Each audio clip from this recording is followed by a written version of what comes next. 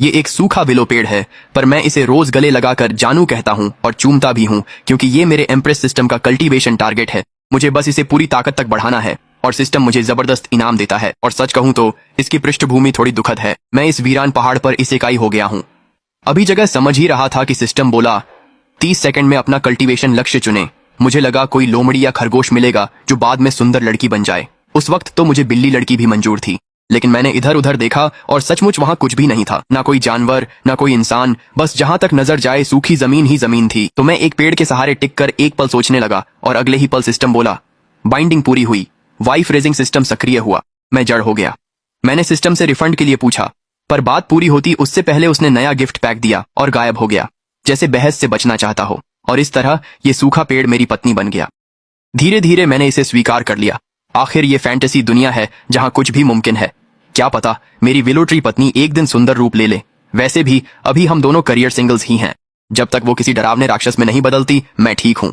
जितना ज्यादा मैंने इसके बारे में सोचा, ये सूखा पेड़ मुझे वाकई में थोड़ा प्यारा लगने लगा। मैंने अपने हाथ फैला दिए, एक बड़ा गर्मजोशी भरा आलिंगन देने के लिए तैयार था। लेकिन जैसे ही मैं आगे बढ़ा, अचानक आसमान से एक बिजली गिरी और मेरी पत्नी को पूरी तरह तबाह कर दिया। एक ही झटके में वो पूरी तरह से काली पड़ गई थी। अरे ये क्या है? मैंने तो अभी अभी तुम्हें पाया था।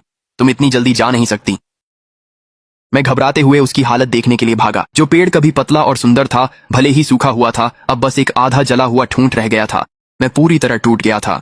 ये ऐसा था जैसे किसी रिश्ते में आकर हाथ पकड़ने से पहले ही ब्रेकअप हो जाए। जो मुझे पता नहीं था वो ये कि ठीक उसी पल उस जले हुए तने से एक आत्मा बाहर निकल रही थी।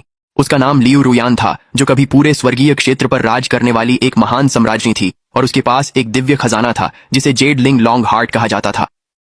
दुश्मनों के हमले में वो मरने वाली थी, इसलिए उसने अपनी आत्मा खजाने में छिपा दी ताकि पुनर्जन्म ले सके। लेकिन तभी जेड हार्ट एक बबूल के पेड़ की वजह से भटक कर उसमें समा गया। महारानी का पुनर्जन्म एक पेड़ के रूप में हुआ। ऊपर से वहां एक नासमझ आदमी खड़ा था। वो मैं ही था, जो पेड़ को गले लगाकर रोते हुए उसे जानू पुकार रहा था। लियू रुयान को यह बिल्कुल भी पसंद नहीं आया। जब तक उसके पास नियंत्रण था, उसने अपनी आत्मा की ऊर्जा को केंद्रित करने की कोशिश की और जेड हार्ट के साथ वहां से उड़ जाने की कोशिश की। ठीक उसी समय मेरे दिमाग में मौजूद सिस्टम ने सूचना दी, संवर्धन लक्ष्य गंभीर स्थिति में प्रवेश कर रहा है। यदि 1 मिनट के भीतर कोई बाहरी उपचार नहीं किया गया तो लक्ष्य मर जाएगा और सिस्टम हमेशा के लिए निष्क्रिय हो जाएगा। मैंने स्क्रीन पर लिखे उन ठंडे शब्दों को पढ़ा और बिना किसी हिचकिचाहट के आगे बढ़ गया। मैंने 9 चक्र जीवन अमृत की एक बोतल निकाली। ये नए खिलाड़ी के उपहार पैक के साथ आई थी। मैं इसे अपनी क्षमताएं बढ़ाने के लिए बचाकर रखना चाहता था, लेकिन अपनी पत्नी को बचाना पहले था। चिंता मत करो जानू, मैं तुम्हें मरने नहीं दूंगा। जब तक मैं हूं ऐसा नहीं होने दूंगा। और मैंने पूरी बोतल उस जली हुई ठूंठ पर उंडेल दी। एक ही पल में जीवन शक्ति की एक जबरदस्त लहर फूट पड़ी। लेकिन